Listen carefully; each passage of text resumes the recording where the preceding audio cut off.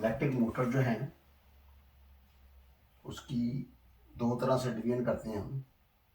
एक तो 3 फेस है, दूसरी सिंगल फेस है। 3 फेस मोटर जो होगी उसमें दो तरह की मोटरें हैं, एक स्टार है, एक डेल्टा है। स्टार वो होगी जिसमें 3 फेस होंगे और एक न्यूट्रल लगाई जाएगी,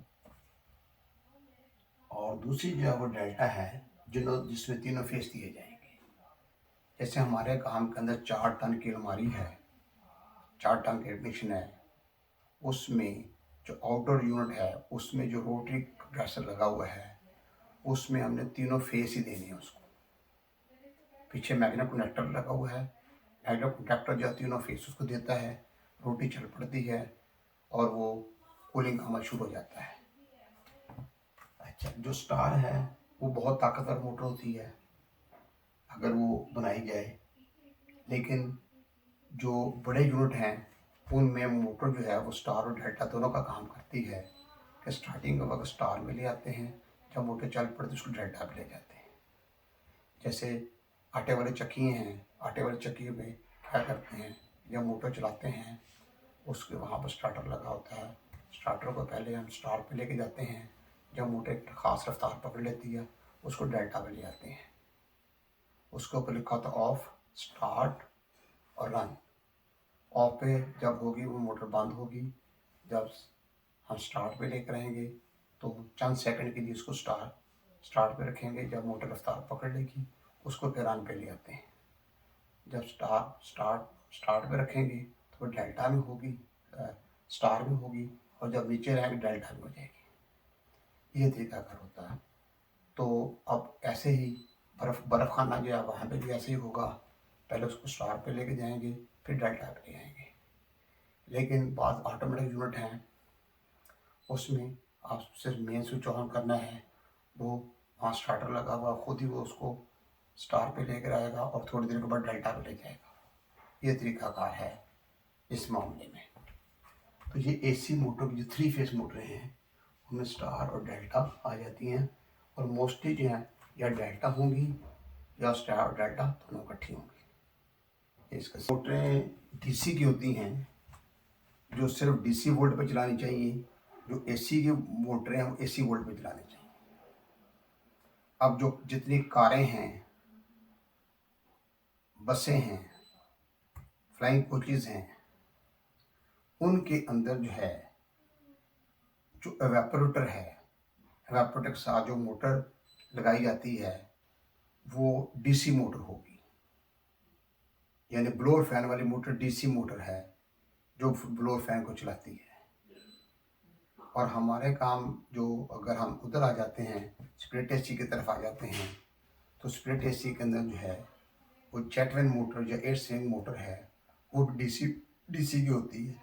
जितने वोल्ट की किट होती है उतने वोल्ट की वो लगा लेते हैं, तो वो आमतौर पर 12 वोल्ट की होती है, तो 12 वोल्ट पे चलना, उसको हमने एसी नहीं देनी, वो डीसी पे चलना। अगर कंपनी वालों ने एसी की बनाई हुई है तो एसी पे चलेगी। इस तरीके से वो छोटी छोटी मोटर जो हैं वो लगाई जाती हैं। बाद में एक मोटर लगी होती है उनको घुमाने के लिए, बाद में 2 लगी हुई हैं, बाद में 3 लगी हुई हैं। ये कंपनी पर डिपेंड करती है कि उसने उसको एयर को फ्लैपर पट्टियाँ होती हैं उनको वर्टिकल घुमाना है या हॉरिजेंटल घुमाना है।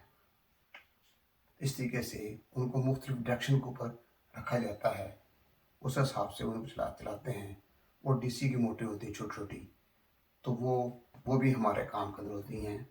वो मोटर अगर ख़राब हो जाए तो बेहतर उसकी रिपेयरिंग वगैरह मुश्किल छोटी होने की वजह से नई मोटर मिल जाती है, उसका जैक चेक कर लेना है, उसके मुताबिक दूसरी मोटर ला कर लगा देनी है। ये डीसी मोटर की बात है।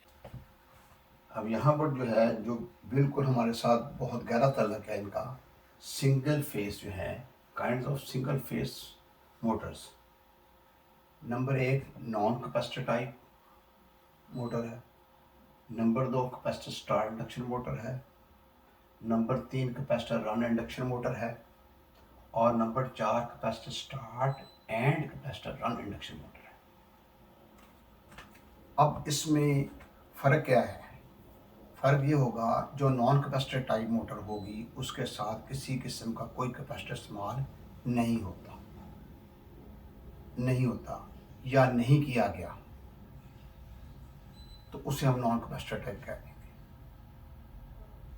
जैसे बहुत सारी रेफ्रिजरेटर जो हैं उनका कंप्रेसर जो है उनके साथ कैपेसिटर जो है लग के नहीं आया, तो वो सिर्फ करंट ले या पीटीसी ले के ज़रिए चलती हैं, तो उनके साथ कैपेसिटर नहीं लगा हुआ, उन्हें हम नॉन कैपेसिटर टाइप मोटर कह देंगे।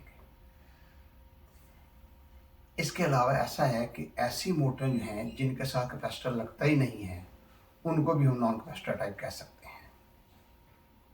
जैसे कंडेंसर फैन है, उसके साथ उसके अंदर चेन वाइंडिंग होती है, एक ही वाइंडिंग होती है, उसके साथ कैपेसिटर वैसे नहीं लगता, वो तो वैसे नॉन कैपेसिटर टाइप 100% होगी। लेकिन उस मोटर को भी फ़िलहाल हम नॉन कैपेसिटर टाइप कह देंगे, जिसके साथ कैपेसिटर लगाया ही नहीं गया, तो बगैर कैपेसिटर के वो चल रही है। उसके बाद जिससे हम कहते हैं कैपेसिटर स्टार्ट इंडक्शन मोटर, तो उसमें ये होता है कि एक स्टार्टिंग कैपेसिटर जो है वो साथ लगाया जाता है। रिले जो है वो क्या काम करती है कि स्टार्टिंग के वक्त जो है स्टार्टिंग कैपेसिटर को सर्किट में लेकर आती है, और स्टार्टिंग कैपेसिटर जो है स्टार्टिंग वाइंडिंग की मदद करता है, और जैसे ही मोटर स्टार्ट ले लेती है तो रिले जो है स्टार्टिंग कैपेसिटर को सर्किट से अलग कर देती है। थर्मोस्टेट के ज़रिए जब कंप्रेसर की मोटर बंद होती है तो उसके बाद जब दोबारा चलाती है तो रिले फिर स्टार्टिंग कैपेसिटर को सर्किट में लेकर आता है। स्टार्टिंग कैपेसिटर स्टार्टिंग वाइंडिंग की मदद करता है और कंप्रेसर की मोटर आसानी से स्टार्ट ले लेती है। तो जो हमारे डीप फ्रीज़र हैं उनमें अक्सर डीप फ्रीज़र के अंदर अक्सर जो है कैपेसिटर स्टार्ट इंडक्शन मोटर लगाई जाती है, वो इसलिए कि डीप फ्रीज़र जो है अगर उसका कंडेंसर ज़्यादा गंदा हो जाए, ब्लॉकेज हो जाए, तो कंप्रेसर को ज़्यादा ज़ोर लगाना पड़ता है, गर्म हो जाता है, तो स्टार्टिंग कैपेसिटर उसकी मदद कर देता है। इस तरीके से स्टार्टिंग कैपेसिटर जो है इलेक्ट्रिक वाटर कूलर हैं उनमें भी लगा लेते हैं, किसी फ्रिज के अंदर भी लगा लेते हैं। अगर किसी कोई रेफ्रिजरेटर जो है नया रेफ्रिजरेटर है उसके साथ भी अगर हम स्टार्टिंग कैपेसिटर लगा देंगे तो कुछ साइड इफेक्ट नहीं होगा किसी किस्म का भी, क्योंकि स्टार्टिंग कैपेसिटर जो है वो सिर्फ 1 सेकंड, 1.5 सेकंड, पौना सेकंड, 1 सेकंड के लिए सर्किट में आना है, उसके बाद आधा हो जाना है। तो ना स्टार्टिंग कैपेसिटर ख़राब होता, मोटर भी आसानी स्टार्ट ले लेती है। तो जो उसका LRA होता है, लॉ रोटर एम्पेयर, फ़र्ज़ करें एक मोटर जो है उसका LRA जो है वो 11 है, तो जब हम कैपेसिटर लगा देते हैं LRA सारा ही 4 रह जाता है, तो मोटर का ज़ोर कम लगता है और आसानी से मोटर स्टार्ट ले लेती है। इसलिए कैपेसिटर लगाना कोई नुकसानदेह चीज़ नहीं है, ठीक है। तो इस तरीके से जापान वाले जो हैं अपनी बहुत सारी रेफ्रिजरेटर्स ऐसी हैं, जैसे नेशनल रेफ्रिजरेटर नो फ्रॉस्ट है, उसमें अक्सर जो है वो स्टार्टिंग कैपेसिटर साथ लगा कर भेजते हैं, और कई कई साल तक वो स्टार्टिंग कैपेसिटर को ही काम करता है। अगर स्टार्टिंग कैपेसिटर ख़राब हो जाए तो आप दूसरा लगा दें। इस तरीके से ऐसी मोटर जो है जिसके साथ स्टार्टिंग कैपेसिटर लगता है, और वो स्टार्टिंग कैपेसिटर जो है उसके साथ शर्त ये है कि उसको सर्किट में ला कर अदा करना ज़रूरी है, उसका करंट ले जाए उसका इस्तेमाल किया जाता है। आगे चलें, capacitor induction motor. Capacitor induction motor जो है इसका इस्तेमाल भी बहुत ही ज़्यादा है, बहुत ज़्यादा है। जैसे हमारे सीलिंग फ़ैन हैं उनके साथ लगातार कैपेसिटर लगा रहता है, और कैपेसिटर लगता ही वहाँ पर है जहाँ सिंगल फेस मोटर में 2 वाइंडिंग हों, एक स्टार्टिंग वाइंडिंग, एक रनिंग वाइंडिंग। तो जितने भी हमारे सीलिंग फ़ैन हैं उनमें मोस्टली यानी तकरीबन समय 99.9% जो ना ऐसे हैं जिनमें रनिंग कैपेसिटर जो है वो साथ लगता है और लगातार लगा रहता है, इसलिए वो मोटर जो है कैपेसिटर मोटर कहलाएगी। ऐसे एग्जॉस्ट फैन हैं जिनके साथ रनिंग कैपेसिटर लगा हुआ है, ठीक है ना, उनकी मोटरें भी कैपेसिटर इंडक्शन मोटर है। स्प्लिट टाइप ऐसी है, उसके आउटर के अंदर जो कंडेंसर फैन लगा हुआ है उसकी मोटर जो है उसके साथ भी रनिंग कैपेसिटर लगा हुआ है, उसको भी कैपेसिटर इंडक्शन मोटर कहेंगे। इसके अलावा जितने भी विंडो एसी हैं, उनके जितने भी कंप्रेसर हैं, उनकी मोटरें भी हैं कैपेसिटर इंडक्शन मोटर है, क्योंकि वहाँ पे भी 100% रनिंग कैपेसिटर लगता है। ऐसे ही स्प्लिट टाइप एसी हैं। स्प्लिट टाइप एसी की जो आउटडोर यूनिट है, आउटडोर यूनिट जो है उसके साथ जो मोटर लगी होती है, यानी आउटडोर यूनिट की फैन मोटर भी और कंप्रेसर भी, कंप्रेसर की मोटर भी, दोनों कैपेसिटर इंडक्शन मोटर हैं। दोनों के साथ रनिंग कैपेसिटर लगा होता है। कंप्रेसर के लिए बड़ा कैपेसिटर है, फैन मोटर के लिए छोटा कैपेसिटर है। विंडोज में भी ऐसे ही है, कंप्रेसर के लिए बड़ा कैपेसिटर ज़्यादा माइक्रोफैराड कैपेसिटर है और फैन के लिए छोटा कैपेसिटर होगा। इसी तरीके से बाज़ औक़ात जो है वो इंडोर मोटर जो है, फ्लोर मोटर जो है, उसके साथ भी छोटा सा रनिंग कैपेसिटर लगा देते हैं। इसका मतलब जहाँ पे भी रनिंग कैपेसिटर लगा हुआ है वो गारंटी है 100% उस मोटर में 2 वाइंडिंग होंगी, एक स्टार्टिंग वाइंडिंग और एक रनिंग वाइंडिंग। तो इस तरीके से रनिंग कैपेसिटर जो है उसका इस्तेमाल बहुत ज़्यादा है कैपेसिटर इंडक्शन मोटर के साथ, ठीक है। तो कंपनी वाले जो है रिकमेंड करके भेजते हैं कि इतने माइक्रोफैराड का कैपेसिटर जो है साथ लगाना है। अगर वो कैपेसिटर ख़राब हो जाए तब भी कंप्रेसर जो है नहीं चलता, शर्त यह है कि उसकी मोटर शॉर्ट में हो गई हो। वो कैपेसिटर चेंज कर देते हैं, मोटर चल पड़ती है। ये तरीका कार है। और बाज़ दफ़ा जो होता है कि वो कैपेसिटर चेंज करते हैं तब भी मोटर जो है वो गड़बड़ करती है, स्टार्ट सही तरीके से नहीं लेती। फिर हम उसके साथ एक स्टार्टिंग कैपेसिटर लगाते हैं, अगला काम आ जाता है। तो फिर तीसरे चौथे नंबर पर जो है capacitor start and capacitor induction motor. ऐसी मोटर जिसके साथ रनिंग कैपेसिटर तो लगा हुआ है लेकिन साथ स्टार्टिंग कैपेसिटर भी लगा लेते हैं। तो स्टार्टिंग कैपेसिटर की शर्त मैंने आपको पहले बताया है कि स्टार्टिंग कैपेसिटर को स्ट्रक्चर में ला के अलादा करना बहुत ज़रूरी है। उसके साथ वोल्टेज और पोटेंशियल लेकर इस्तेमाल कर लेते हैं। वोल्टेज और पोटेंशियल ले क्या काम करती है कि स्टार्टिंग का वक्त स्टार्टिंग कैपेसिटर को स्ट्रक्चर में लेकर आती है। जैसे मोटर जो है स्टार्ट ले लेती है तो वो स्टार्टिंग कैपेसिटर को स्ट्रक्चर से अलादा करती है, जबकि रनिंग कैपेसिटर जो है वो लगातार स्ट्रक्चर में लगा रहता है। तो दोनों ही कैपेसिटर स्टार्टिंग वाइंडिंग में मदद करते हैं, ठीक है। तो रनिंग कैपेसिटर और स्टार्टिंग कैपेसिटर दोनों कैपेसिटर जो है मिलकर स्टार्टिंग वाइंडिंग में मदद करते हैं। मोटर आसानी स्टार्ट ले लेती है और जैसे मोटर स्टार्ट ले लेती है तो स्टार्टिंग कैपेसिटर को लगा कर दिया जाता है, जबकि रनिंग कैपेसिटर जो है वो स्टार्टिंग और रनिंग दोनों हालतों में साथ लगा रहता है। ये सूरत हाल है।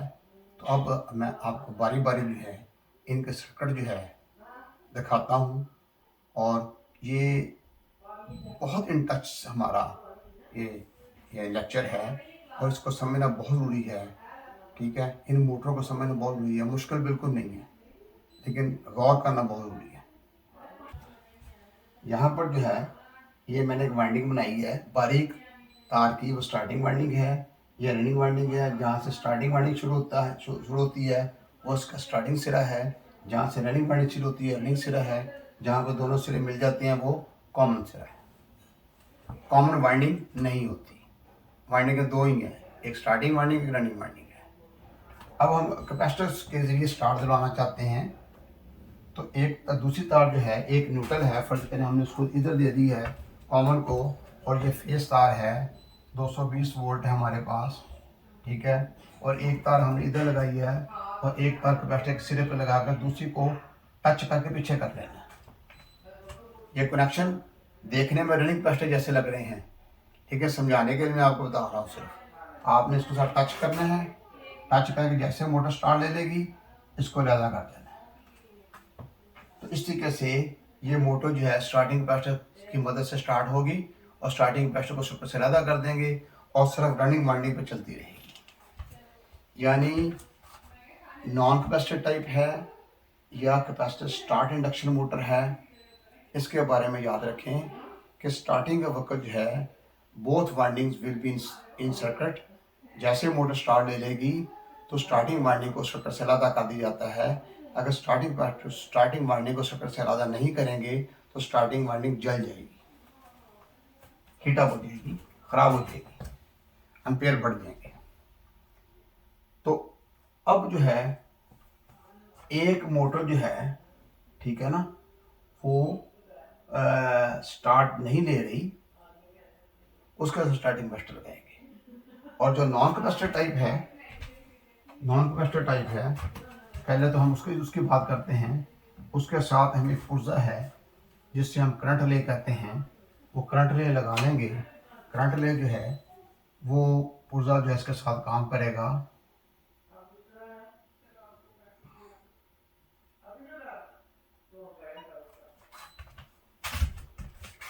चले मैं बना लेता हूँ। ये देखें, ये करंट ले जो है मैं बना रहा हूँ।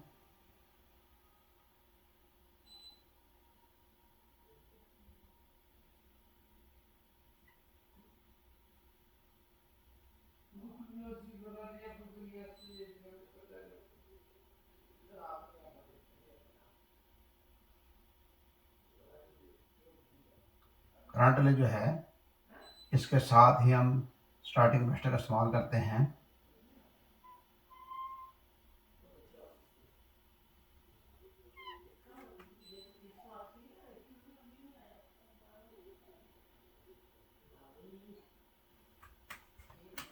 इसके एक एल पॉइंट होता है, एल पॉइंट होगा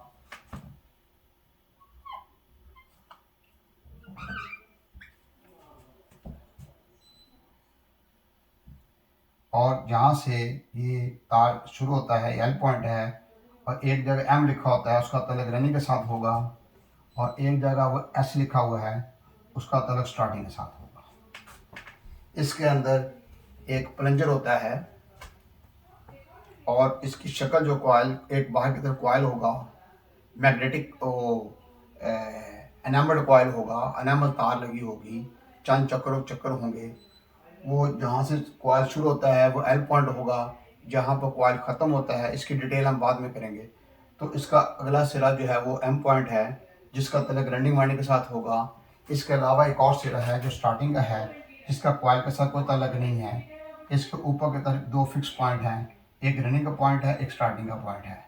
ऊपर की तरफ जो है ये एक प्लंजर है, प्लंजर के ऊपर एक स्प्रिंग होगा, स्प्रिंग के ऊपर एक पतरी है जिसे इलेक्ट्रिकल स्ट्रिप कहते हैं। जैसे ही आप सप्लाई देते हैं कॉइल के अंदर मकनातीसी कुव्वत पैदा होती है, वो प्लंजर को ऊपर ले जाती है, प्लंजर स्प्रिंग को ऊपर लेके जाता है, स्प्रिंग पतरी को ऊपर लेके जाता है, पतरी दोनों पॉइंट से जुड़ जाती है, तो रनिंग के अलावा स्टार्टिंग वाइंडिंग में करंट बहना शुरू हो जाता है। जैसे मोटर स्टार्ट हो जाती है तो रनिंग यहाँ कॉइल के अंदर मकनातीसी कुव्वत काम होगी, प्लंजर नीचे आ जाएगा, स्प्रिंग नीचे आ जाएगा, पतरी नीचे आ जाएगी और मोटर जो है सिर्फ रनिंग वाइंडिंग पर चलेगी। तो ये जो है ये रनिंग वाइंडिंग है और ये स्टार्टिंग वाइंडिंग है। अब जो है काबिल गौर बात ये है कि इसके साथ कोई कैपेसिटर लगाया हुआ, ये बगैर कैपेसिटर के चलती है। इसके साथ करंट ले या पीटीसी ले या हार्डवेयर ले का इस्तेमाल होता है। ये ले हम बाद में पढ़ेंगे तो फिर इंटरलिंक हो जाएगा मामला। अभी आपने ये समझे कि ये ऐसी मोटर है जिसके साथ कोई कैपेसिटर इस्तेमाल नहीं हो रहा, इसलिए इसको हम नॉन कैपेसिटर टाइप मोटर कह देते हैं। तो अब ये बगैर कैपेसिटर के ही स्टार्ट हो रही है। तो अब अगला जो है, अगर हम स्टार्टिंग कैपेसिटर का इस्तेमाल करते हैं तो फिर मैं आप थोड़ा सा, ये कैपेसिटर है उसकी निशानी है, ये कैपेसिटर की निशानी है स्टार्टिंग कैपेसिटर। अब ये होगा,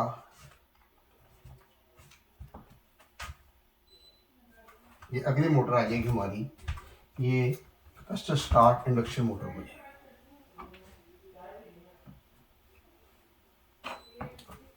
कैपेसिटर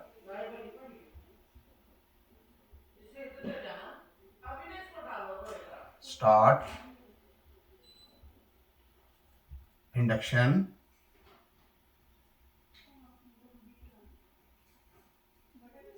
मोटर।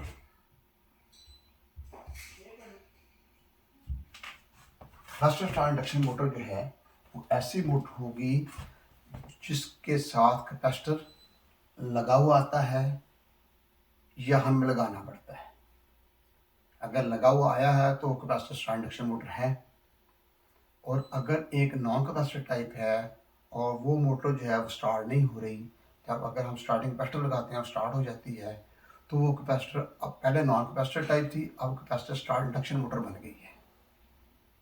तो हर वो मोटर जिसके साथ स्टार्टिंग कैपेसिटर लगा हुआ है और वो उसके ज़रिए स्टार्ट होती है, उसे हम कैपेसिटर स्टार्ट इंडक्शन मोटर कहेंगे। लेकिन उसकी शर्त ये है 100% कि स्टार्टिंग कैपेसिटर जो है स्टार्टिंग वक्त सर्किट में आए, जब मोटर स्टार्ट ले लें तो स्टार्टिंग कैपेसिटर को सर्किट से अलग कर दिया जाए। हर वो मोटर जिसके साथ स्टार्टिंग कैपेसिटर लगा हुआ है और स्टार्टिंग कैपेसिटर की शर्त ये है कि उसको अलग करना है, अलग करने के लिए सर्किट में लाने के लिए या तो क्लच होगा, जैसे पानी वाली कई मोटरें हैं, यानी मोटरें ऐसी हैं जो लगी हुई हैं उसके साथ डोंकी पंप है उसके साथ मोटर लगी हुई है। वो मोटर जब स्टार्ट देते हैं खास किस्म की आवाज़ आती है, वो क्लच की आवाज़ आती है। वो क्लच क्या करता है, स्टार्टिंग कैपेसिटर को सर्किट में लेकर आता है। जैसे ही मोटर चल पड़ती है वो क्लच जो है स्टार्टिंग कैपेसिटर को सर्किट से आधा कर देता है, मोटर चलती रहती है। एक सेंट्रीफ्यूगल स्विच होता है, सेंट्रीफ्यूगल स्विच भी यही काम करता है कि स्टार्टिंग का वक्त जो है वो स्टार्टिंग कैपेसिटर को सर्किट में रहता है, जैसे मोटर चल पड़ती है उसको आधा कर देता है। और हमारे काम के अंदर खालिस्तान जो है वो रिले लगी होती है, करंट रिले लगी होती है। वो करंट रिले का सर्किट ऐसा होता है कि जब मोटर जो है वो स्टार्टिंग का वक्त तो स्टार्टिंग कैपेसिटर को सर्किट में लेकर आएगी, जैसे मोटर स्टार्ट ले लेगी तो स्टार्टिंग कैपेसिटर को सर्किट से अलग कर देगी। तो उसका अलग करना ज़रूरी है, अगर नहीं करेंगे तो कैपेसिटर ख़राब हो जाएगा, ये याद रखिएगा। तो उसके लिए बेहतर ये है कि आप अच्छी किस्म की करंट रिले इस्तेमाल करें, उसमें सस्ती निकम्मी किस्म की रिले इस्तेमाल ना करें, नहीं तो दोनों को नुकसान हो सकता है। कैपेसिटर की मोटर को नुकसान हो सकता है, कैपेसिटर का तो मसला नहीं, इतना महंगी चीज़ नहीं है, डिस्टर्बेंस तो हो गई, इसलिए ये याद रखिएगा।